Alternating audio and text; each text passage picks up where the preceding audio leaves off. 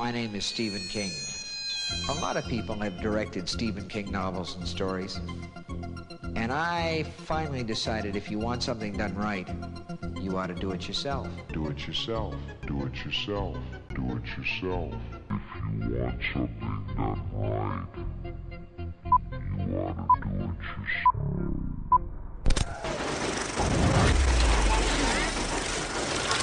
Here's Johnny. I'll be back. And you will know my name is the Lord. I'm walking here. I'm walking here. I'm sorry, Dave. I'm afraid I can't do that. Groovy. Hello, ladies and gentlemen. Welcome to Box Office Pulp, your one-stop podcast for movies, madness, moxie, and tonight, multitudes of mostly bad miniseries. We are talking, of course, about the worst of Stephen King. We've given you the best. Now we got to flip that around, and boy, there's just a lot of not great Stephen King out there. It's unfortunate. Anyways, I'm your host, Cody, and joining me today are my co-host, Mike. Say hello, Mike. Meteor shit.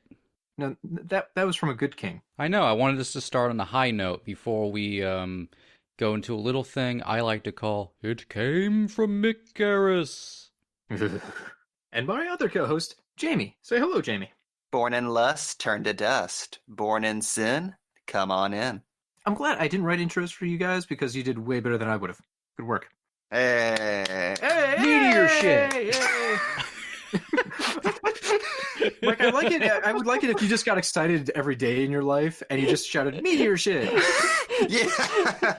Like, you go to McDonald's and they accidentally give you a bunch of onion rings with your French fries and you're just driving down the road. Meteor shit. Can that become the new God Bless America and God Bless Iron Man? MOON. That spells meteor shit. One of my favorite parts of In Search of Darkness was finding out Tom Atkins wanted to play that role and was very disappointed when he found out Stephen King already had it. Could you have imagined? I mean, yeah, that would have turned out pretty good. Plus, if they had swapped it around, Stephen King could have played the dad who gets killed by his son, which obviously that works because he was played by his son. It all works. It is weird how that never came up, apparently. Stephen King just wanted to break into that acting biz? Or Stephen King filled with bugs. I mean, Stephen King does make a ton of cameos in his movies. I feel like he has to cameos at this point. Yeah, but normally he actually plays a character. Like, he gets a couple of lines and is on screen for more than a blink. Like, in The Stand, he is one of the last characters we see on screen for some reason. He's in, 2 different episodes. I never thought about it, but Stephen King really was the prototype for the Stan Lee cameo. Yeah, it's fair. And less successfully, the M. Night Shyamalan cameo. Yeah, occasionally it is very M. Night. Especially when he, gives himself the first lines of the film. Or occasionally plays a dreamlike boardroom member between time. That's my favorite. As you do. Just happens. So when we set upon this idea of doing 2 podcast episodes to cover our best and most favorite episodes of King and the worst parts of King, I tried making up a list of his different movies and TV shows and just highlighting the ones I'd seen that I hadn't seen, if I thought they were good, if I thought they were bad. And I'm actually pretty surprised looking back at that list. If you were to chop out the 18 Children of the Corn sequels, the balance in my mind is pretty even between good and bad. I'll go through the list. Oh, hey, that was a good movie. Oh, but then there's Dreamcatcher. Okay, that was pretty bad. But hey, there's Gerald's Game. That's pretty good. But then there's The Lawnmower Man. It's odd. King's batting average in movies is eerily similar to his batting average with books. It's very good, very bad, and a lot of fine in between. But I like the same ratio. It's so weird. I think, and on my list, it really only is tipped towards the bad because so many of his films came out, had notoriety, and then pumped out 2 or 3 not good at all sequels. Even if the original wasn't good, it would tend to get 1 or 2 extras, so you just get a line of things that are not great. I feel like you can't count the sequels, though, because most of the time they're just a name only. Oh, yeah. I mean, hell, can we really say The Mangler 2 or The Mangler Reborn drew any inspiration from Stephen King's works? I haven't seen those two, so I'm guessing no. I could be wrong. The Mangler itself was inspired by like a 2-page long short story about a killer laundry press, and that got somehow stretched into like an hour 40 movie. I also don't think they understood the Mangler short story at all. Cody, I think this movie has been haunting you for like the past 3 years. So can you just talk to our audience about The Mangler, a movie made by horror royalty several times over? Toby Hooper took this one. I was hoping for more of a funhouse instead of gotten eaten alive. There is, in fact, in this movie, a giant laundry press that'll just eat people up.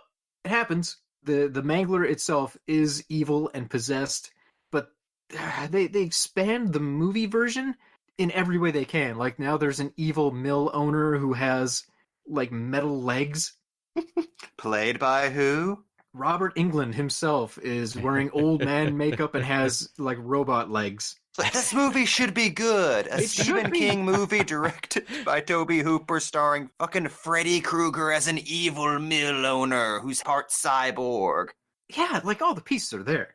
Oh god, so there's a cop who's investigating people being killed by this machine because it just keeps eating people up, and his like next door neighbor best friend happens to know about the occult, and so they try and exorcise the demons from the Mangler, and it doesn't work. The Mangler comes to life. Like it uproots itself from the steam room and it chases the people through the factory trying to eat them.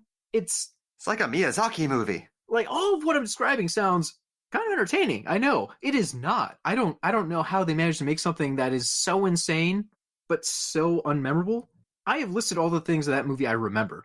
Like this is a full hour-and-a-half long movie. I don't remember more than what I've said. I don't remember how they win. Maybe the Mangler becomes a fridge at the end. I don't know. It's all a blur, and I don't understand how you can make something that insane and that unmemorable at the same time. It boggles me. And there's a Mangler 2 and the Mangler Reborn. I don't know how that's a trilogy. I'm astounded. I think virtual reality gets involved at some point. Like it goes into Lawnmower Man territory. The Mangler Online. Oh, if only there was a crossover. They were making Mangler movies for 10 years. The first one was 1995, then 2002, and the last one was 2005, people. Just so they can slap Stephen King on the box art somewhere. That's all it has going for it. Also, you're describing that plot, Mike. Doesn't this sound like a really, really bad Harry D'Amour story? Yeah. Like, this is what Clive would write just to, like, get a paycheck that week. This is like he if... fights the laundry press, I don't know. If Harry starred in a series of Penny Dreadfuls in, like, the turn of the century.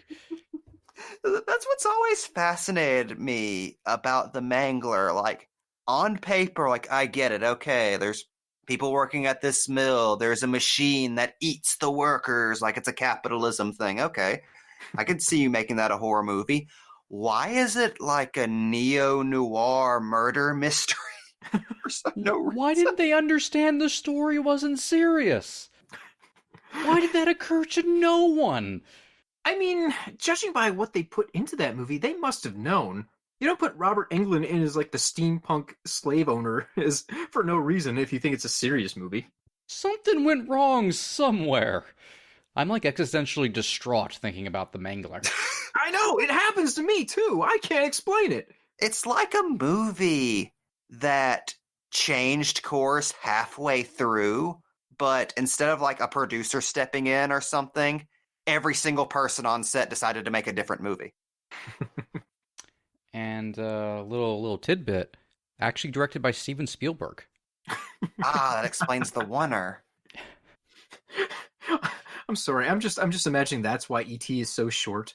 Like he got in the Mangler and just squishing down like a gummy bear. I'm sorry, Jamie. Was that your E.T.? Yes. That was What your a weird E.T. impression. Sorry. It's after he's been no, put in the Ewok. Mangler. Okay, that was what I was gonna ask. Like, is that E.T. going through the Mangler, or E.T. post Mangler, or pre Mangler? What phase of Mangler was that E.T.? I just imagine at this point he's like accordioned, like in an old cartoon. Like he hasn't reconstituted himself into his new bescrunched body. Oh god, he just blows on his giant glowing finger and he stretches himself right back up to normal height. He's like 7 foot tall. Oh god, he's not Judge Doom. What a freak. Yeah, fuck that ET. I'm glad you were eaten by Hold on, capitalism. I'm sure I've told the story before. I told you about my experience in Universal Studios with ET, right? Enlighten me. So as a kid, my family and I took a trip down to Florida, and we stopped for one day at Universal Studios. We only had one day there, so we had to skip the Islands of Adventure, which is fine. I'm not huge on big scary rides, but I wanted to see all the cool stuff in Universal Studios, like the Jaws ride or the Back to the Future ride. They just put in the Men in Black ride, but the one I really wanted was King Kong, the ride. Luckily, we're there in January when no one else is around, even Universal Studios, because it was too cold. It was like 50 degrees, so no one else was there. We left in the middle of a snowstorm and it was 10, so it was like paradise to us. We hit rides left and right, got like a high score on the Men in Black shooting ride. We saw everything but 2 rides. We got to the end of the park day, and there was a choice. We could either go to E.T. the ride, or we could go to King Kong the ride. Oh, no. We only had time for one. Oh, no. And my mom speaks up and goes, I just really want to go on the E.T. ride. And it's like my mom has said nothing all day. She just put up with all this bullshit. I'm pretty sure she hated the Back to the Future ride because it just like gave her motion sickness. I don't think she enjoyed herself on the Jaws ride. Maybe she did. I don't remember. I was having a blast.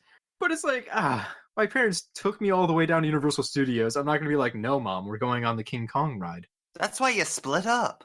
We should have. I was a child. I was dumb. So we went on the E.T. ride, and it's terrible. They I don't know. Have you guys ever done the E.T. ride? I skipped it. You should have. Never been. Very boring. You just kind of ride through moments from E.T. the movie. E.T. needs to get on a spaceship and go home. You're like on fake bicycles that can lift in the air occasionally, but they move very slowly. This is a ride for people that do not want to be excited. All the animatronics were just old and not interesting at all. No part of it was fun. So we hit the end of that, had to leave, didn't get to King Kong, and I always told myself, well, I'll get back. And I think like a year or two later, that's when they had that fire and it destroyed like all of the 1976 King Kong ride. So now it's gone forever. They replaced it with the Peter Jackson CGI King Kong, which is very cool, but it's not the same, and I'll always be a little bitter I didn't get to go on that one stupid ride. I just want to state, I've been on King Kong. Aww. It's everything you wish it was, Cody, and you'll never experience it because it's dead now. It's replaced by CGI bullshit. When I went on that ride, the ride broke, but I got past the King Kong part of the ride, so that worked out. It was on the Fast and the Furious portion. And then it broke, and they just kind of like wheeled us out like, oh, sorry, folks, you waited in line for 2 hours for nothing. Get out of here. You know what didn't break? The original King Kong ride I was on. I did get to go see the new Harry Potter land, though. So that was fuck cool. you. Fine, you win. It was very magical. Why are we competing? There were people that came out holding frogs, and they sang songs. I don't know why. Cody, was this just your backyard? No. These were big frogs. Was it? Oh, no. I've been here all along! Turns out you've never left your house, ever. That would explain all the agoraphobia. You were born in the bathtub, and that's where you've been. Yeah, no, that makes a certain amount of sense. I can see it. I like Tom Thumb, Cody. I live in your vents. I don't know how I pay rent either. Oh! That's the real mystery. Why are my utilities still on? I can't pay those. I don't Cody leave the crawling house. around our vents like Hugo. Feed me my fish heads, pals. And if you take anything away from the Mangler, let it be that. Fuck ET. That's what I'm trying to get at here. Let's get past the Mangler. Boy, what are some of your guys' Stephen King bugaboos? I think that we all share a similar childhood memory of being extremely excited for Stephen King's The Langoliers. Of course we were about to talk about the same exact thing. Good. As someone who hasn't actually seen The Langoliers, explain it to me. please ruin my excitement for this project. You don't know about the Langoliers, Cody. Oh my god. I do not. I've stayed pure. Throughout this podcast, we're about to watch 4 hours of awful. That's not specific enough. That could be the Tommyknockers. That could be 2/3 of the Stand. That The could be a lot of Stephen Tommyknockers King is things. better in comparison. I disagree, but we'll go into that Well, later. okay, you got me there. All right, no, please explain to me what I'm missing with the Langoliers. What is the basic plot? Is this the one with the airplane, or is that the Tommyknockers? Yes. So the Langoliers opens with a bunch of people on an airplane reaching their destination at the airport, walking out, and everyone is gone, and time seems to have stopped. Dun, dun, dun. That's all that happens for like 17 hours. Oh, food is also not stale, but not fresh. As is water. There are lengthy conversations about the water and the food being not quite right. Basically, this is a 20-minute Twilight Zone episode, world builded into a miniseries. Take the most uninteresting series of characters, and then imagine inviting them into your home 4 nights in a row to just talk to each other at you. About how confused they are about what's going on in this airport. So it's like the terminal. They're just stuck in the actual airport. Yep. Alrighty. It's like, imagine a zombie movie without the zombies. Okay. Like the same tone and setting of a zombie movie, but they're just hanging out in a building. Terrifying. Just doing stuff, trying to figure out what to do in their situation. How they solve this could have been wrapped up in about 15 minutes. Yeah, it turns out they just go back inside the plane. Oh my god, that's it? No, I'm mad because when did This is Langoliers 4 come out? hours into it. I had an assignment in middle school where they told us, okay, we want you to write a radio play. And everyone had to pick like a style of radio play, like an old-timey comedy or crime thing. And I did Twilight Zone. And that was essentially my story from like middle school. What? Seriously? There's an airplane that lands, but it lands in the wrong time. And the people are very confused when they touch ground. And in the end of the episode, they just get back in the plane and fly the opposite direction, and time fixes itself. Because I had 20 minutes to think this up. It's like an improv kind of assignment. That is 100% how they get back home. They just, because they fly through the Aurora Borealis. Yeah, they essentially fly through the ribbon from Star Trek. And then they just bridge. fly Oh, no. backwards through it, and that gets them home. Okay, so I either somehow ripped off Stephen King's story, he ripped off mine, or they're just both very bad stories that should not have been made. I think that's just what happens whenever you shit post a story out of thin air in a Well, very that's short like amount I of said, time. I had like one class period to think up the story. We were supposed to do it like on the spot and then present the next day. And we were supposed to take time outside of class. So it was like, fuck, how would a Twilight Zone story go? I don't know, the plane goes backwards. It's very like airport paperback novel. So what are the Langoliers? Okay, so this is the most bullshit thing about the entire fucking miniseries. Because when you're a kid, you're sitting there in such like rock hard anticipation. I know I was a child, but rock hard anticipation for the Langoliers. Like, what are these things in the title? They keep getting talked about. They're being built up. They only show up in about the last 10 minutes, briefly. Of a 4-hour series, you get 10 minutes of whatever these things are. And they are the worst late 90s low budget CGI you've ever seen. And they look kind of like Pac-Man. But they're meatballs. Yeah. They're Pac-Man meatballs with razor-sharp teeth that move it like a chainsaw. They spin like they had like a geometry set up for the computer whenever they were doing the effect, so it was just an easy plug-in. You just turn that on and it just spins it like a fucking late 90s PC game. They look like Pac-Man if Pac-Man had no skin. These would eventually be parodied in an episode of Rick and Morty, the one with Jordan Peele as the time cop. That's what that design is. It's just that with arms and legs. I'm very confused. How do they even play into the plot? Like, Okay. we're gonna have to walk this back a little bit, because we got to do some world building. Okay, I'm not gonna be here 4 hours, am I? Paint a word picture. So, in addition to a popular science fiction writer who provides all the exposition, and a dashing Australian pilot with a mullet who is like our action hero, one of the main characters is a blind girl with psychic abilities, because we are fully in Stephen King's, like, the back of his mind. This is like a Stephen King parody movie, but it's real. Like, it's an actual Stephen King story. It's like Dark Place. Yes. I forget, doesn't she, like, have this weird daredevil vision she goes into where, like, she can see monsters and stuff? Yeah, it's like she can hear them coming, because she keeps describing they sound like Rice Krispies. Yes, Rice Krispies is said dramatically so many times in this.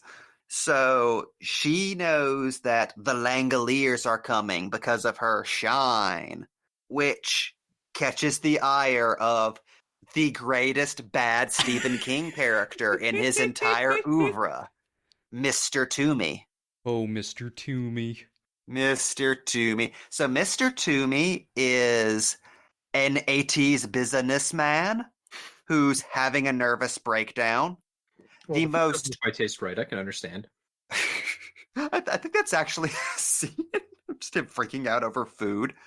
But he is having the most cartoon character nervous breakdown I've ever seen. Like, he is so obsessed with going to the meeting he was on his way to that, like, he's constantly endangering everybody else in the airport. Like, he is psychotically obsessed with going to a meeting so that he can yell at everybody. Like, he has this big network speech he goes into in a fantasy sequence.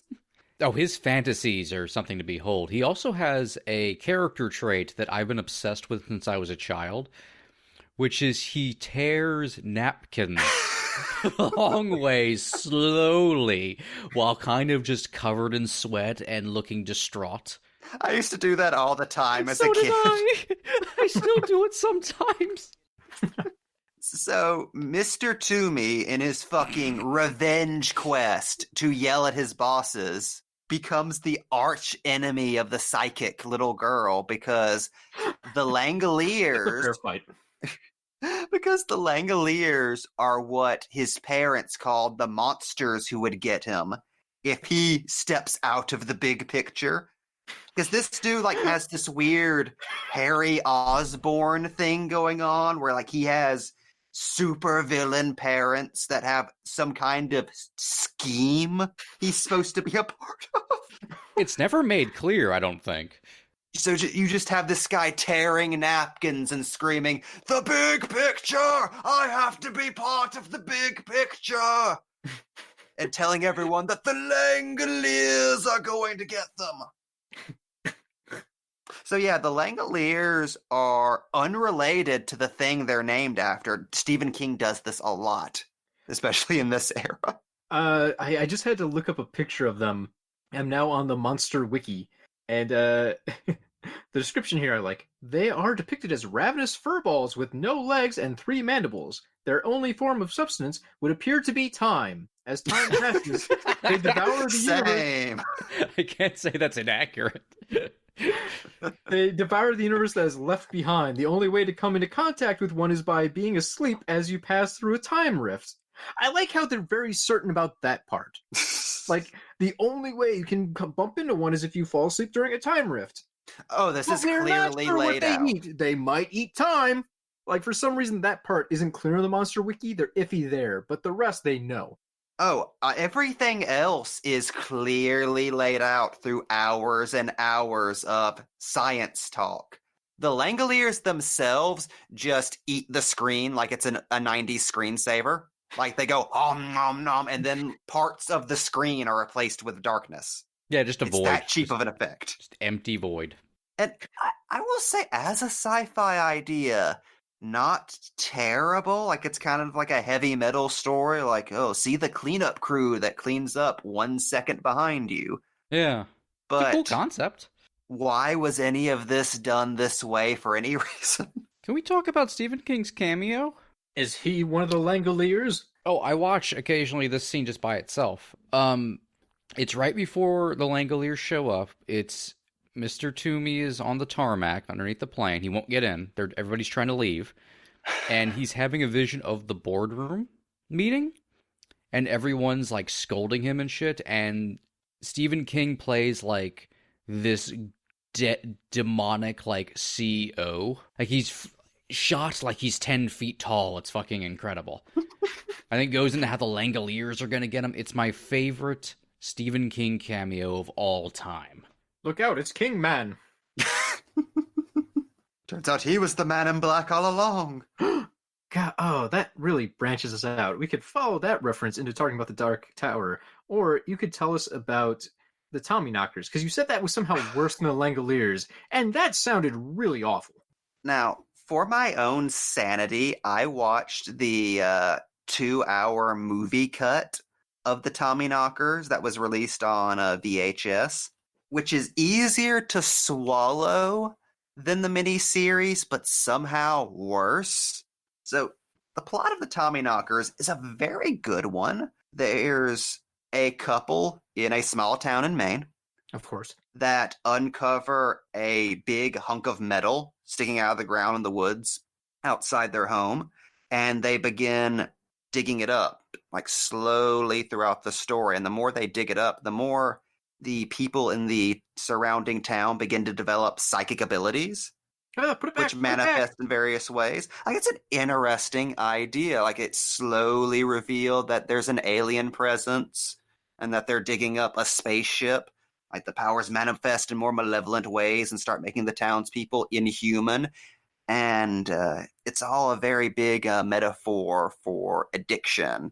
And all that sounds like a perfectly fine Stephen King story, except literally every single thing in this is bad. Very much like the Langoliers, the Tommyknockers plays as a parody of the dark ages of Stephen King. Like, whenever his addiction had reached its peak, and he was just churning out book after book after book that all read like it was written in a Coke binge. And that is very faithfully represented in the Tommyknockers movie, which somehow stars Jimmy Smits playing the Stephen King stand-in. Like, he is an alcohol. I don't think he's an alcoholic writer specifically. He's an alcoholic poet, because Jimmy Smits delivers dramatic poetry in this movie. The humanity. He is the ugliest thing in this film, because written all over him is how Stephen King saw himself at the time. Because he goes over this in great detail in his book on writing. His constant refrain, like the one thing that he would use to justify this, was what he called his Hemingway excuse, which was, yeah, I have addictions, but it's only because I'm a writer and I'm sensitive to all the horrors of the world, and I have to be an addict in order to cope with that. Like, I'm like a psychic taking drugs to just ease the pain that I'm taking in. And that's the entire character arc of Jimmy Smits. Like, despite this story being all about addiction, that's projected on every single other character, because he's the only one who's immune to the alien's influence. There's a scene which is cut out of the theatrical version, so I actually flipped through the miniseries to watch this again because it's outstanding, where Jimmy Smits is at a party filled with bigwigs and sees an 80s businessman say something sarcastic about nuclear power and the hippies shutting it down. And Jimmy Smits takes a drink, looks over his shoulder and says, "You know they roasted children at Chernobyl." And then gives this gigantic speech about the darkness of the world and how it's poisoned his soul. And then he stumbles out of a window. Exit left, pursued by a bear. And then the Death Star fires and it all explodes. And then he flies across the screen, burning like Darkman. I have decided to become the Rocketeer. Goes right out the window, straight to the blimp. So yeah, it's those parts of the film are genuinely hard to watch because it's seeing the worst part of an author who has worn his inner self on his sleeve so much show you the darkest side of him, but not be self-aware about it. Because this was also, like, I feel one of the last hurrahs of Stephen King's obsession with small-town local yokels. You see that so much in early King, especially in, like, Carrie and Salem's Lot. This anger. Like, he makes no secret. He was very, very angry to spend as many years as he did in a small town that was deeply conservative, knowing that he's the only intellectual around who still gets hassled about his long hair like it's the 60s. Mike, is this a bridge into Needful Things? This is kind of the plot of Needful Things, yeah. Or sometimes they come back, or several things, honestly. Yeah, it's never at its most vicious than it is in the Tommyknockers. Like, other than Smith's girlfriend, the tragic leader of the controlled townspeople, there's not a single, like, decent person in the story. Like, there's her and an old grandpa who is, like, ultimate Stephen King grandpa. Like, he teaches kids magic tricks and shit. He talks with the heavy, heavy accent, correct? Oh yeah, he's one of those Stephen King guys. Hey, Hoss. When it comes to yokels in Stephen King stories, it is always like the lovable old man who gets the fair pass. Like the grandpa role is normally like, oh no, that guy's he's the one okay one. Yeah, you can be an old man, or you can be a beautiful small town school teacher, or a young boy who knows that something's up around here. Those are kind of subverted by Needful Things. I mean, at least in the book, I haven't seen the show. The first kid to start fucking everything up is just would otherwise be the hero of a King story. Like, he's just a little boy who falls into Mr. Gaunt's hands and starts doing evil tricks for a baseball card. And then the school teacher also falls prey to the evil store owner's wiles. That's neat. I don't know if that executes well, because I haven't finished the book, because it's like 800 goddamn pages long. I don't know if it works at all in the miniseries. No. That's why it's the finale to Castle Rock, and to throw it all away. They really are pulling a lot of Castle Rock, the show, both seasons, from Needful Things. I'm amazed as I read through that book how much they're just cribbing from that story. Because they know nobody's going to go back and read Needful Things. And it's a good concept. It's just... It's not like Mr. Gaunt himself is being pulled out. So, like, the plot itself, not so much. But all of, like, the characters and some of the side events and stuff really just seem like, oh, fuck, fair game. Throw it to Hulu. The best version of Needful Things was Rick and Morty. I agree. That was the best adaptation of Needful Things. Going back to the Tommyknockers for just a moment, because I have to get this out. So, this is probably the definitive Stephen King nursery rhyme movie. Because, like with the Langoliers, the aliens are called the Tommyknockers for no other reason than that's a nursery rhyme a character knows. Like, it is hilarious hearing Jimmy Smits say, "They're controlling you, you goddamn Tommyknockers!" while inside the cockpit of an alien spaceship. It just sounds like he's talking about tits. It really does. Tits are like engorged testicles. They're like diseased. Like, that's why they're engorged. Oh, those are totally Tommyknockers. A pair of Tommyknockers you have on you. I'm looking at Tommyknockers online right now, and I'm very concerned what I'm going to get. You should. It's nothing but swollen testicles. Weird. And they commit to the nursery rhyme thing. Like, one of the greatest moments in that thing is the small town good boy who has been taught magic tricks through alien telepathy. Because everybody in the town is, like, building science fiction devices. Like, one lady has a ray gun that does the boop, boop, boop, pew, and vaporizes people. It's hilarious. So he's built a machine. He's put his little brother inside at a birthday party. And he has, like, the little magician's cape and top hat and everything, and the little stick. And he leans in as the music builds dramatically and says, I think you'll know that you can.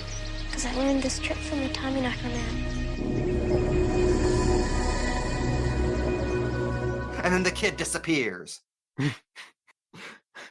So, I just looked up Tommyknockers, and there's like a French edition of the book that the cover appears to be a very fat possessed Santa Claus holding two severed heads.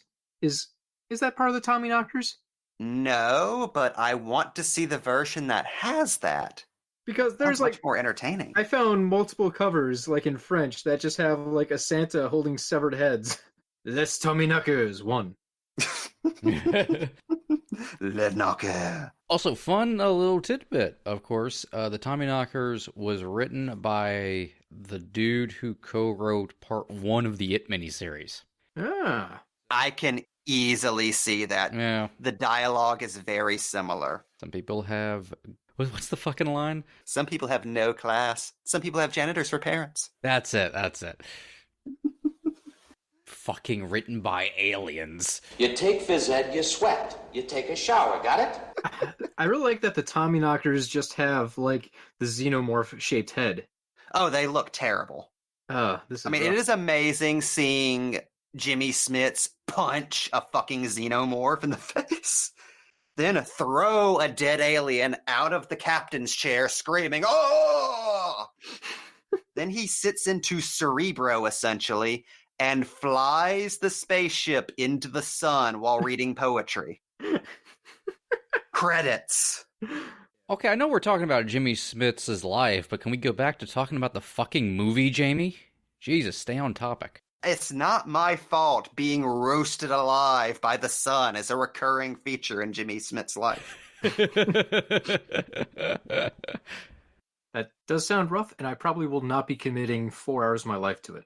You say that now, but... I mean, I did buy The Stand and watch that over 6 hours, and I was very tempted to go back and rewatch it all with the commentaries on. So, I make bad choices. Or you just want one of the commentaries to just explain how. I want one of the commentaries to explain everything that's going on with Randall Flagg in that miniseries. I love that Randall Flagg so much. I think is trying to do a Roddy Piper thing. I don't Very much it's so. Entirely Roddy Piper. Like Yeah, the look it's and 100% everything. Roddy Piper. It's gotta be. Also, I want to make Who it just very... occasionally transforms into a demon. Just his flat out Buffy- does a scary his face. Buffy- Yeah, he's just a Buffy vampire. Why is the Man in Black just so goddamn hard to do on film? He's just a dude. He's just a big, scary dude. That's, if I can jump into the Dark Tower for a bit here. I rewatched that last night, and it's a very frustrating experience because they hired a cinematographer who knows his shit. Like, the DP on that movie rocks it, and there's just nothing to support something that looks that fine. The cast, too, it's like, oh, man. What a waste. That is a movie made by producers. Matthew McConaughey is in there just doing the worst Man in Black you can imagine. At one point, he flat out just tells Roland, like, "You've always been immune to my magics, Roland. But not for long." I have been obsessed with that for the longest time. Matthew McConaughey, dressed in black, just flaunting his wrist and going, my magics. My magics. Yeah, he spends the movie. They give him the superpower in the movie of just being able to suggest something to someone and they do it. Like, he walks by a little girl with her mom who's eating ice cream and he just says, "Hate." And then she gets a look in her eye and, like, you can tell she's going to raise hell. He tells 2 other people in a restaurant to fight each other to death and then everyone else to enjoy it. And they do. That's his superpower. Like, whatever he says, you will do. Now, Randall Flagg is supernatural in the Dark Tower books. That's not up for debate, I would say. But here it's just like he's an actual goddamn full-blown wizard, and I don't understand why he can't just resolve all the problems he has with magic. I am very, very confused by that version of the Man in Black. That, like we said, not difficult character. Oh, he can also light people on fire.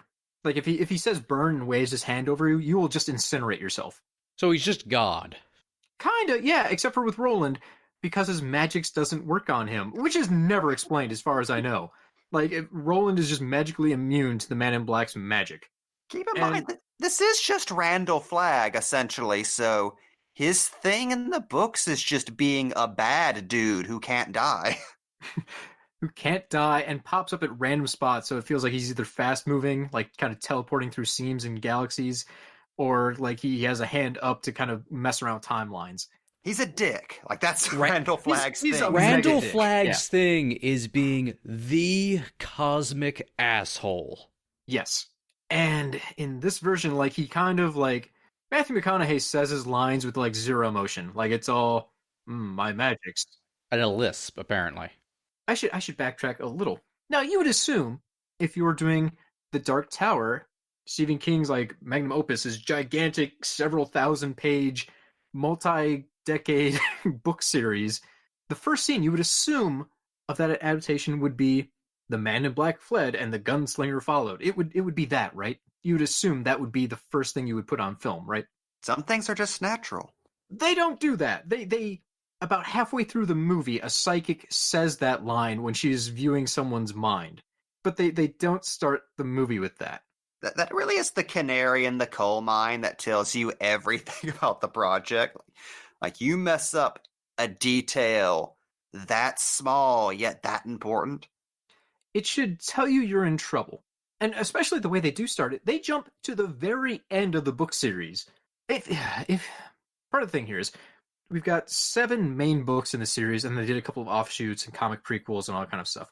If you boil it all down, The Dark Tower has a fairly straightforward bad guy plot, and then there's just a whole ton of elaboration on the side and different stories that kind of fill this thing out and make it a giant mythical quest. And the movie goes, we have 90 minutes, we have to prune everything that makes this interesting. Bad guy is kidnapping people with a shine. He's going to use them to knock down a magic tower that supports all life in the universe. Go. They boil down all of those books into that thesis statement, and it just drives me bananas because it's so boring that way. I feel like the biggest mistake you can make in any Stephen King adaptation is boil it down to the plot.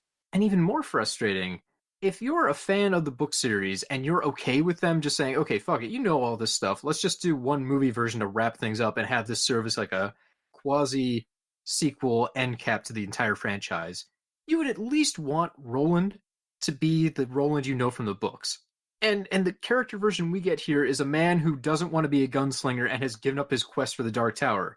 You know, those 2 defining character traits that would never happen in the books. It's such a betrayal of the source material. It is amazing. I love how this is a Dark Tower introductory movie that's also trying to be the Dark Knight Returns for Roland, who we haven't met yet. Yes. So, folks at home, if you have not read The Dark Tower, oh god, now I'm going to be the one who just summarized it in like 30 seconds. The Dark Tower is this giant structure that holds together all of the universes, all the multi-universes out there are held together by this one spiritual building that exists outside of time. Roland comes from a line of specially trained kind of knights who use guns. They're gunslingers. And it's part of his job to seek the Dark Tower. It's like all he cares about. He is single-minded. Basically, the Terminator made real. He is incredibly skilled at everything, and it's his goal to get to the Dark Tower and save it from the people that are trying to destroy it. Randall Flagg is the bad guy who wants to destroy it because he's basically the world's biggest asshole. And the movie boils all this down to Roland refuses the call to help people. His new friend Jake gets captured, so he has to shoot a bunch of guys to get back to Jake. And then he has a face-off with the Man in Black where he learns his lesson. He just needed to shoot harder all along. That's why he couldn't kill him. The final gunfight is the Man in Black standing on one end of a portal, Roland standing on the other. Roland starts firing his guns at the Man in Black. The Man in Black can catch his bullets. He's so fast. He just catches Roland's bullets. And then occasionally he'll like use mind powers to pick up steel girders and throw them at Roland, or bits of glass and throw them at Roland. Roland eventually has both the guns knocked out of his hands. He repeats his mantra, I don't shoot with my eyes, I shoot with my heart. And he has a moment where he realizes, wait, I've been firing directly at the bad guy. What if I shoot one bullet at him and another bullet at a wall? The second bullet will ricochet off the wall and hit the first bullet, and the Man in Black will miss the bullet because it changes trajectory at the last second, and it'll kill him. That is how the biggest bad dude in all of Stephen King's mythology is taken out in this movie. Roland fires 2 bullets that have an intersecting path, a trajectory. And this surprises the Man in Black, who is so fast, he has been literally yanking bullets out of the air and is so magically strong. After he yanks those bullets out of the air, he can throw them back at Roland like he is a gun. What What I love is, can you imagine reading those books and coming away with the thought, what Roland really needs as his cathartic hero moment is shooting his guns. He just has to shoot harder. That thing that weighs heavily on Roland's soul, that entire series. Like, no, I just need to kill more people. That's it. Just kill harder. It's fascinating to watch something that so completely misses the point of its source material, or disregards it entirely. It's essentially that Dark is Rising movie, The Seeker. Like, what they did to that is what they did to the Dark Tower, essentially. So every time I watch that, I am just so sad. I am still incredulous that we're getting an Amazon Dark Tower series. I really never thought they would go through with it, and it's my last hope now that we're ever going to get to see the series done properly. I think that was just that director's consolation prize for putting up with that production. I think he was quoted as saying, like, okay, we're just going to do the books this time. He said that while promoting the movie. Oh, yeah. I forgot about that. Yeah, I have never seen everyone involved just nope out of a movie that's not released yet that fast. I was like fucking Bill Cosby and Leonard Part 6. I can't recommend it in any way. It's not a fun action movie. Like the sci-fi fantasy twists aren't really developed or done in an exciting way. It basically just looks pretty. That's about it. And boy, does that bum me out considering the material there. If they had done any one of those books by itself, would have been amazing. Probably flawed as all hell, but still amazing. This is just boring. Like, could you imagine the world where they just did the first book, The Gunslinger, where it's an acid western of Roland just walking through a chemical wasteland with mutants popping up that he has to shoot? It's all deeply sexual. It's like a fucking Jim Jarmusch movie. Remember the Ron Howard version that almost got made? Yeah. That was just like a year too ahead of its time. Like, if it was just, they announced it like a year later, it would have been perfect. Streaming wasn't quite a thing yet. Like, they just couldn't quite no one could quite get their heads around it. Well, that was the big problem, because he wanted to do it as like a trilogy that had miniseries in between the segments to fill it in. Yeah. Which is honestly a great approach for something like this, and it would tie in perfectly. It's basically like what they're doing now with all the Marvel shows. Yeah. Like, hey, these will pad out things. You watch these, and it gets you prepped for Doctor Strange 2, and it's all connected. And you're right. If he was pitching that series now, it'd probably go over much easier for him instead of spending like 5 years in development hell. And I remember whenever that was first being talked about, I was very nervous about the idea of Ron Howard doing the Dark Tower, because it really didn't seem in his wheelhouse. But after seeing Solo, like, no, Ron Howard can totally do a fantasy Western adventure. Like that, yeah. That's totally something he's capable of. I would have killed to have seen that. Howard is very underrated. That dude, he's got some chops. Look at The Grinch. His horror movie. Yeah. His nihilistic horror movie. All right.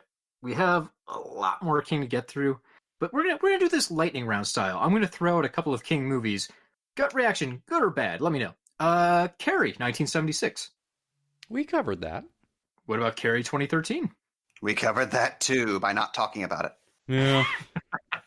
What about Cat's Eye, 1985? Mixed bag? I don't think Creepshow. Yeah, what about Creepshow 2? Everyone loves Creepshow 1. Thanks for the ride, lady? I like The Raft. Raft's pretty good. Jamie, are we in a game show? I am scoring your reactions. Tell me about Firestarter right now, 1984. Love Firestarter. I love the version of Firestarter we almost got. Oh, the one they talk about in Fango? John Carpenter's Firestarter would have been the greatest Stephen King movie ever made. Oh, man. I should make it clear. I don't think Firestarter is a good movie. I'm just saying I love Firestarter. Firestarter's got some good stuff in it, at least. Jamie, that's how I feel about Graveyard Shift. I can't tell you it's a good movie, but it's one I enjoy. Graveyard Shift's fucking awesome. It's terrible, but it's fucking awesome. What's great about Graveyard Shift, though, is the only one who's aware of anything about what Graveyard Shift is Dorff. And Dorff fucking goes for it. I think Dorff's just directing himself and writing his own role as he goes. He's the only one self-aware. And I really love the monster they cooked up for that one. That horrible, like, rat bat. Oh, it's thing. spectacular. So cool. But enough about Graveyard Shift. I skipped over one because I have a feeling there's strong reactions here. 2003's Dreamcatcher? Dreamcatcher is one of my favorite movies ever made. Can I say that? Is that hyperbole? You can, but you have to defend that statement if you're going to throw it out there. No, I can't defend it. Dreamcatcher is a film that could only have been brought to us by one of the greatest living screenwriters of our time, Lawrence Kasdan. Every time you guys have talked to me about Dreamcatcher, you have made it sound like it is the equivalent of shoving needles into your eyes. And now you're telling me it's the best thing? I could have picked up a copy like 2 weeks ago at Best Buy for $6 and I held off. Oh, it's both at the same time. And what's great is the book and the movie are magnificently terrible in polar opposite ways. Like it's like a magic trick. Like, why is just the name Dreamcatcher just a brand that means a specific type of terrible and nothing else? What's awesome is the movie fixes some things, but also makes it worse somehow. So if you could merge these two together in like a Dragon Ball Z fusion dance, you might have something that's pretty good? No. No. Not even then. Everything about Dreamcatcher is bad from the bottom up. Both the book and the movie.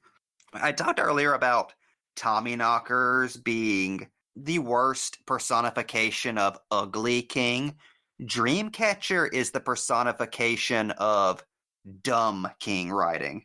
Like, it is a movie about a group of friends on a hunting trip in Maine who, while reminiscing about the psychic powers they received from their mentally challenged friend who was psychic because it's a Stephen King novel, stumble onto an alien invasion made by chest burster knockoffs that come out of your butthole instead of your chest, which are called the shit weasels, and you know they're coming by the sound of loud, piercing flatulence. Tell me more about these shit weasels. It's like every bad thing about Stephen King at once.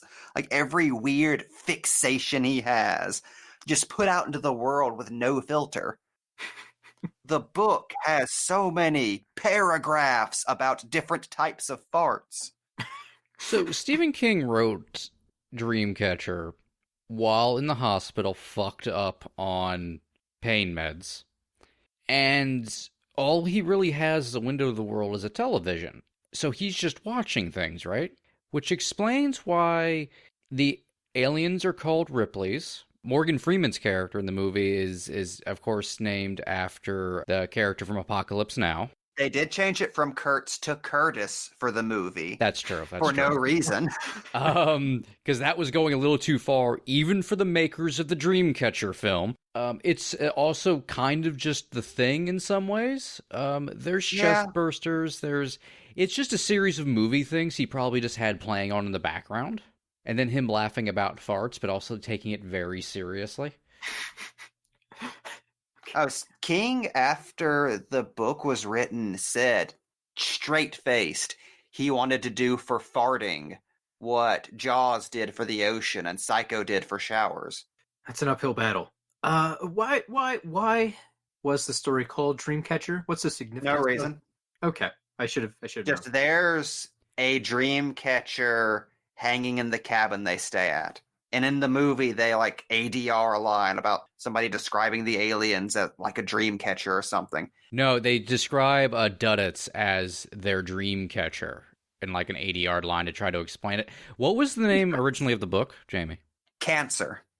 Stephen King changed it because Tabitha refused to call it Cancer and would just call it that one about the shit weasels. So, to keep his wife from being annoyed, he named Dreamcatcher for no reason. All right, one, calling it that one about the shit weasels sounds like it's a Friends entry gone horribly awry, which I approve of. I'm okay with that. Two, still has Joey P on Monica. You were thinking the same thing. Two, calling a book Cancer, Stephen King's Cancer.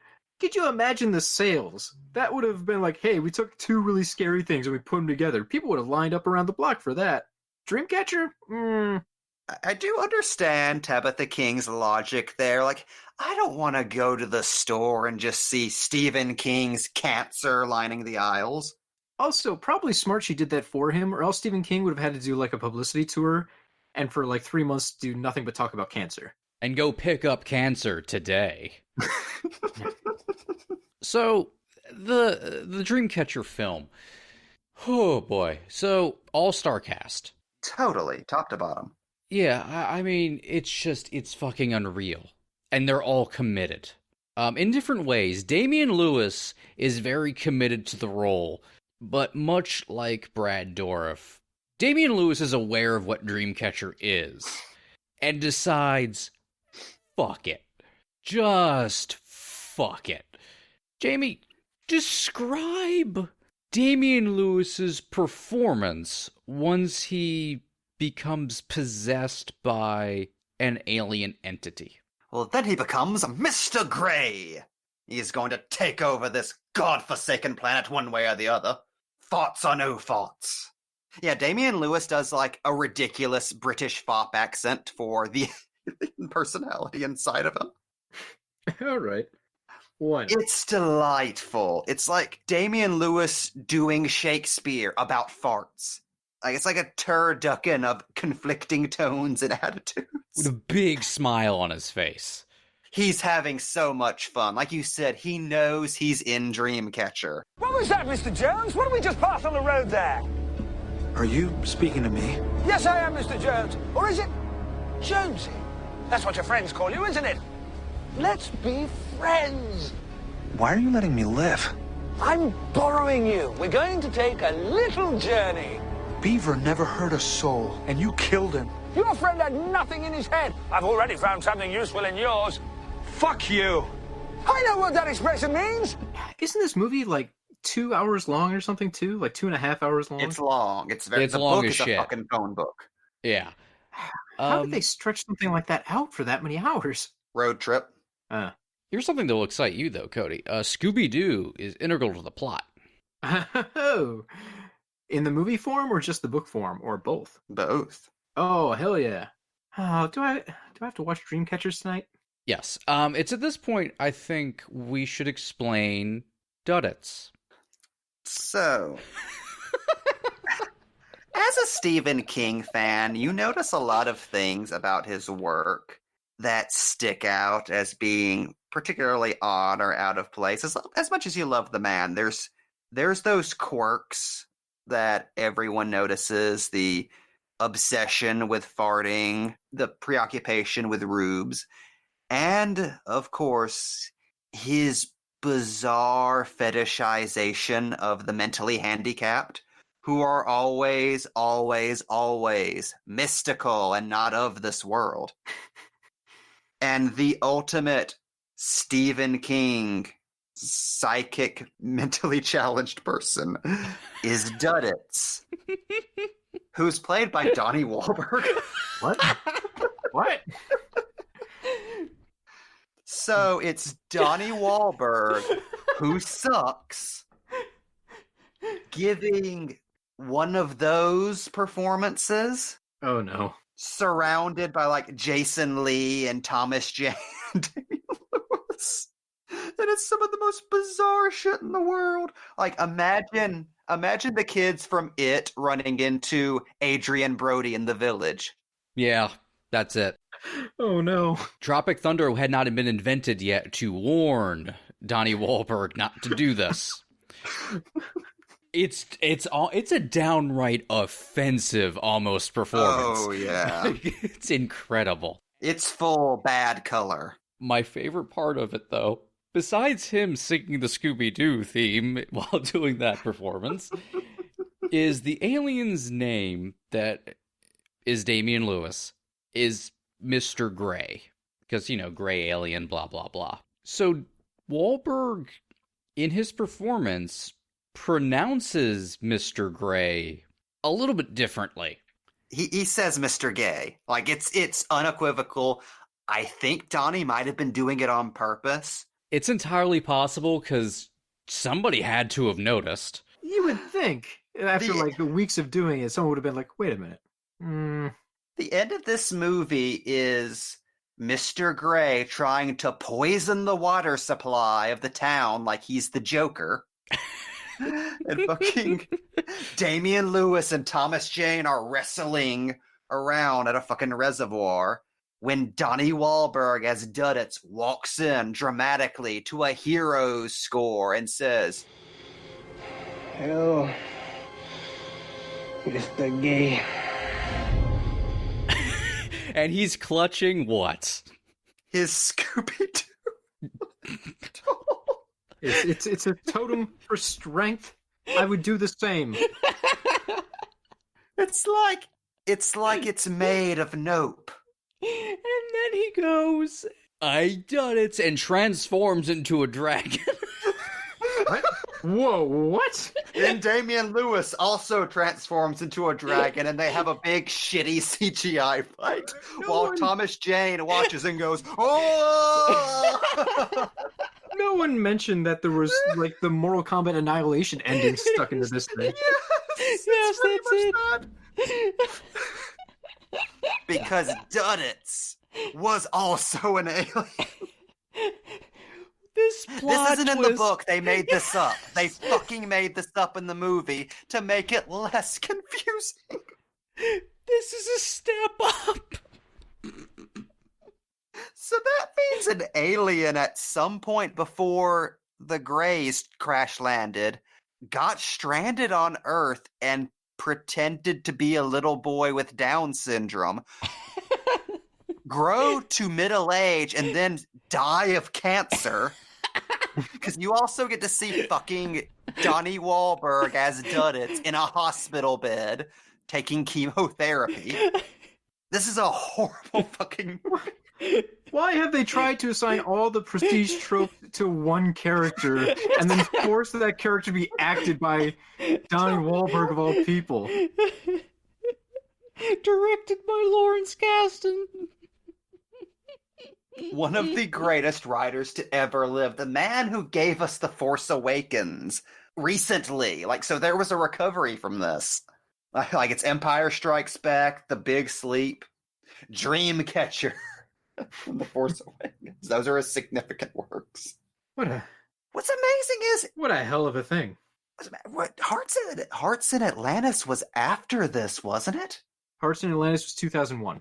Ah, okay. So fucking Hearts in Atlantis led to Dreamcatcher. Yeah. That's interesting. He should have learned his lesson. As Hearts in Atlantis isn't good, but it's strictly King. Like, you will not remember it 5 minutes after it's over. All I remember is Anthony Hopkins making a fart noise with his mouth because it's a Stephen King movie.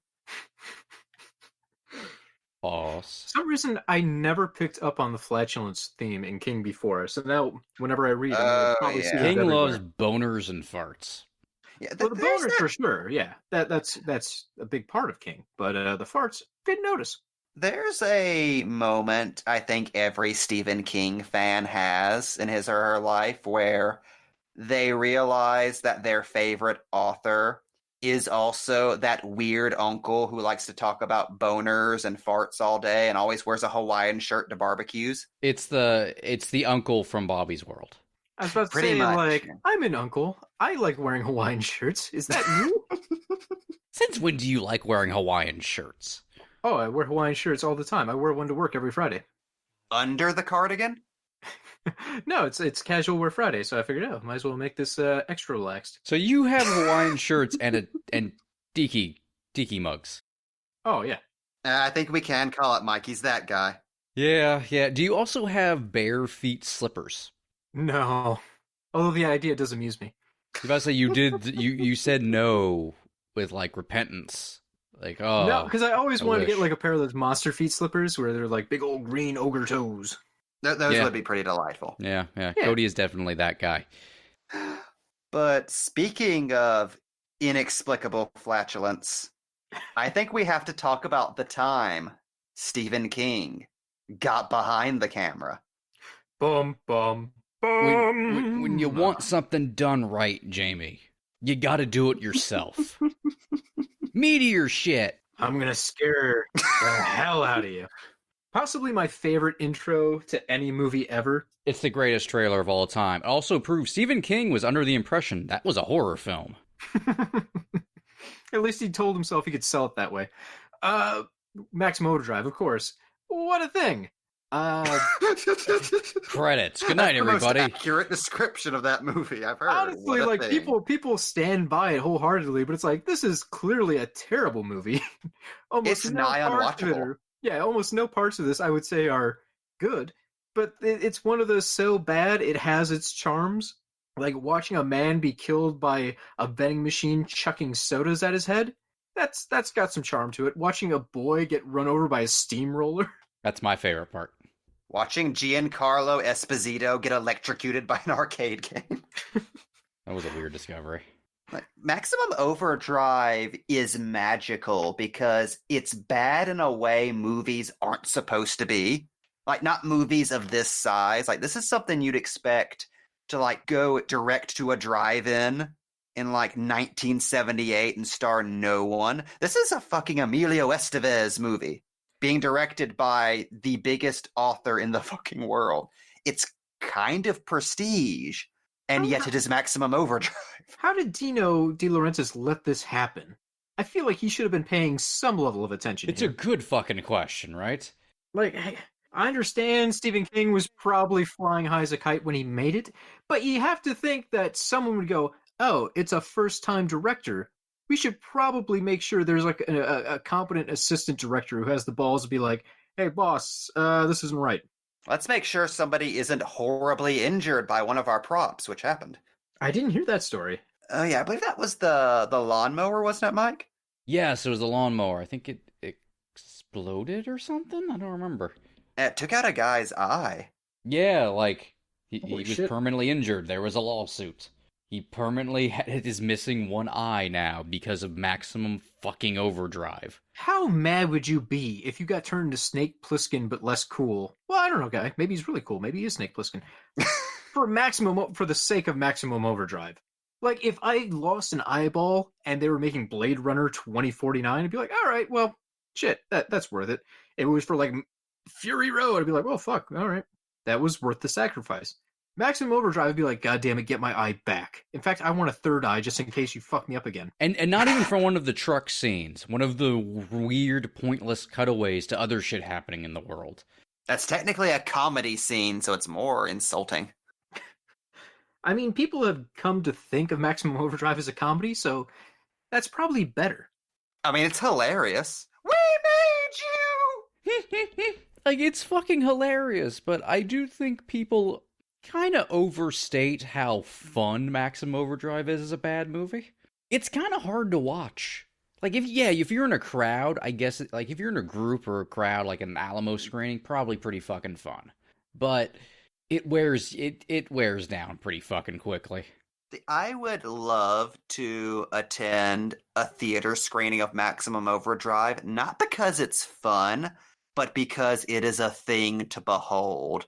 Like, it's like something that would be in Desaad's court. Like, it's a work of anti-art. Yet it gave us Who Made Who. It gave us a great many things. Like, doesn't it kind of anger you that stuff exists because of Maximum Overdrive? Like, it's a fixed point in time and space. It had to happen. You can't get rid of Can it. never be fixed. God, all this makes me want to do is see, remember hearing about Maximum King? That, like, Blacklist script that was supposed to be, like, focusing on Stephen King making Maximum Overdrive? No, I missed this. That would be Yeah, fascinating. it's been on there since, like, 2016 or something, but it was supposed to be a drama comedy about Stephen King dealing with his cocaine addiction and trying to make Maximum Overdrive. So it's basically nonfiction, but not quite a documentary. I don't think it's ever been picked up by anyone, probably because I imagine, like, Stephen King doesn't necessarily want a movie out there like this. Probably Or not. anyone else involved. Like, I'd say wait a couple of years at least. Yeah, I mean, boy, Anchor Bay probably also not be happy about it if they're still around. Is Anchor Bay still around? They were bought out by somebody, weren't they? Yeah, they're still around. Yeah. It's one of those deals where it's like, boy, I would love to read the script about this, because I don't think we'll ever actually see the movie. I would just love to be a fly on the wall the day Stephen King went up to De Laurentiis and said, here's my pitch. Emilio Estevez versus sentient trucks at a gas station. And I want AC/DC to do the score. And I want the villain truck to be the Green Goblin. I need someone to talk to Marvel. This is essential. There must be a Green Goblin truck. And then Dino De Laurentiis just looked at him shrewdly and then pushed forward a giant tray of cocaine. And I imagine De Laurentiis is dressed as like one of the Birdmen from Flash Gordon, too. Like, I don't know if anybody else gets that. Like, he's dressed like I'm Voltan. sure he's very svelte. Yeah. I think I've explained this story to you guys before, but when I went to go see Evil Dead 2, Bruce Campbell talked about working with Dino De Laurentiis, and Dino would come in to tell them what to cut when he watched dailies, and to do so, he would just hold his hand up to the screen and go, "No! No! No!" until it got back to something he wanted to see, and then he would put his hand back down. And they would know, okay, well, Dino was shouting, that all needs to get cut out. Or occasionally he would just point at the dailies and go, "Put in the devil. We need the devil." I say that all the time. And Bruce Campbell and Sam Raimi were like, Satan himself isn't in this movie, but he also has all the money. So whatever you say, Dino, put it in. Well, God, Maximum Overdrive is the reason we have Evil Dead 2, isn't it? Also that, yeah. So at one point, Bruce Campbell and Sam Raimi got together and they're like, fuck, okay, Crime Wave did not do well. We need to make money. What if we did an Evil Dead 2? And they started putting money together for it, and they started hiring assistants to help them get up to speed. And they realized they didn't have enough cash to make Evil Dead 2, so they had to start letting go of assistants. One of the people left that production, got hired on to Maximum Overdrive, and when this assistant was introducing herself to King, she mentioned like, "Oh yeah, I'm only taking this job because I was working on another guy's picture and they couldn't pay me." And Stephen King says, "Oh, what project?" She goes, "It was Evil Dead 2. Stephen King goes, "Holy shit," because Stephen King was one of the main guys who made Evil Dead 1 a thing that was popular. His review of Evil Dead 1 changed critical opinion from "this is schlock" to "oh wow, this is an exciting new horror movie from visionary directors and creators." So Stephen King just walks over to a phone after this conversation with this assistant, picks it up, calls Dino De Laurentiis and says, "Hey, these guys want to make Evil Dead 2. Give them the money," and then just hangs up. Like, that was the conversation. It wasn't even a talk. It was just Stephen King bossing Dino De Laurentiis around, because apparently that was their power balance. So Dino called them up and basically said like, "Oh, fuck it. Yeah, I already sold the international rights. No problem. Let's make this thing." And that's how we got Evil Dead 2. Stephen King randomly got involved by happenstance. Dino De Laurentiis had money and said, "Yeah, why not? I like the first one, probably. I didn't see it." Movies! It's a weird, small world. What a business. What a business. You never know what you're going to get. I have no way out of that hole, so I'm just going to let that hang forever. It's a good ending line. I thought it was, but I'm like, is that really the end?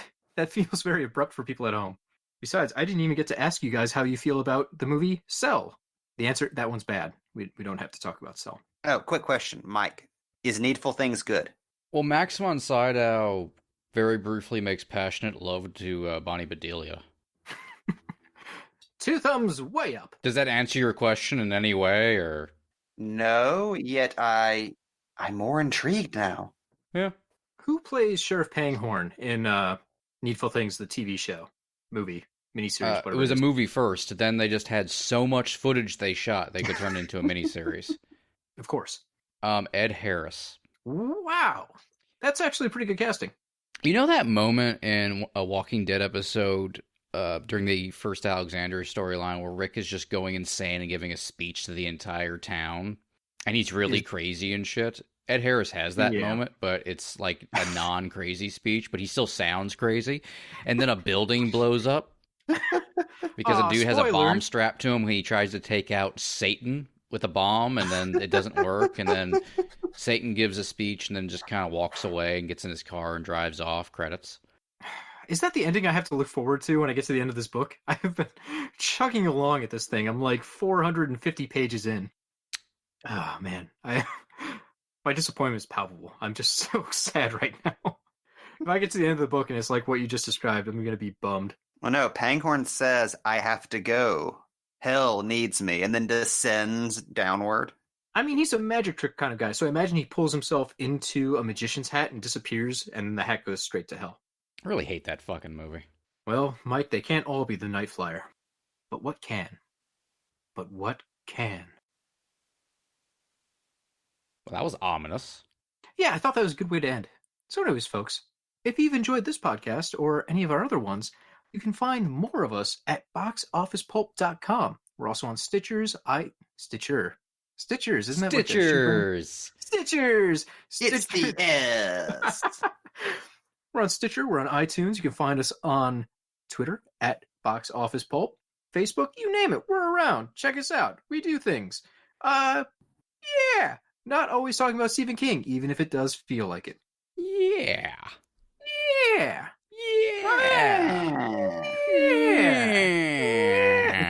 For 40 more minutes. Get out. That's a wrap, folks. Get the hell out of here. Meteor shit. Is that our new pretty neat? I like it. I just want to say, for the record, I watched Trucks. Oh, Did God. not bring it up because there's nothing to say about Trucks. It's just Maximum Overdrive without the funny bad parts. Without the charm, if you can call it that. There's a lot to not say about a lot of bad Stephen King movies. Like we didn't bring up most of Mick Garris's filmography. I feel bad talking shit on Mick Garris. They're all bad movies. Atrocious. But the man himself seems very nice. Mick Garris is awesome, yet makes bad movies. It's very confusing. That's the thing. Mick Garris, like the pod host, fantastic, the best, super nice, great interviewer, all that kind of shit. Mick Garris, the creative force, please no. Sleepwalkers was real bad, and it had Ron Perlman. I don't know how you fuck it up that much. Sleepwalkers is at least delightfully bad. That is a movie where a dude skewers a cop with a stick, transforms into a cat, then looks at the camera and says, "Cop kebab!" Jamie, it's worse than you remember. It's not a stick, it's corn on the cob. Corn? Corn. For real, though, there's a dinner scene and the bad guy just picks up corn on the cob and stabs another man to death. Once in the back, and that's all it takes. Deadliest plant.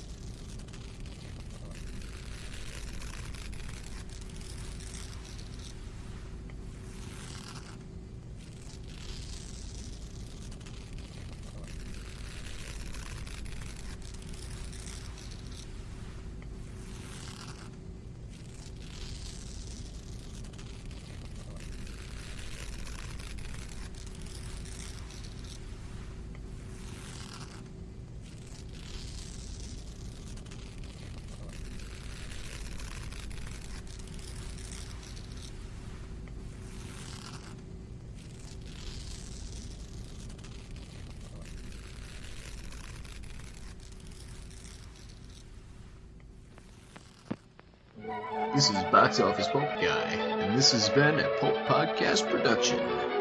Now please, please, please, put a gun in my mouth and pull the trigger and say goodnight. And now, on with the show.